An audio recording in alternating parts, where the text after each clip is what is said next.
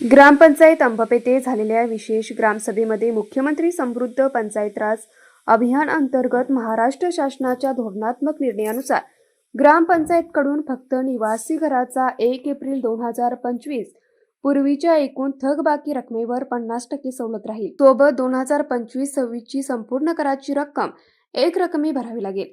सवलतीचा कालावधी 8 डिसेंबर ते 31 डिसेंबर 2025 पर्यंत राहील, असा ठराव बहुमताने मंजूर झाला। 1 जानेवारी 2026 पासून थकबाकीदारावर वसुलीकरता कडक कारवाई व्हावी अशी मागणी उपस्थितांमधून झाली। तसेच नियमित घरपाळा भरणाऱ्या नागरिकांना पुढील कालावधीत करामध्ये सवलत मिळावी याकरिता महाराष्ट्र शासनाकडे मागणी करण्यासंदर्भात ठराव करण्यात आला।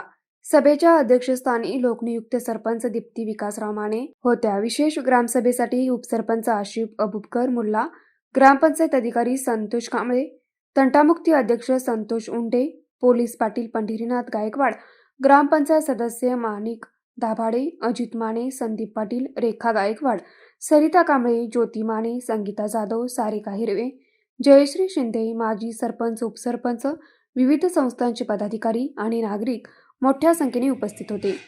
न्यूज मराठी 24 कोल्हापूर।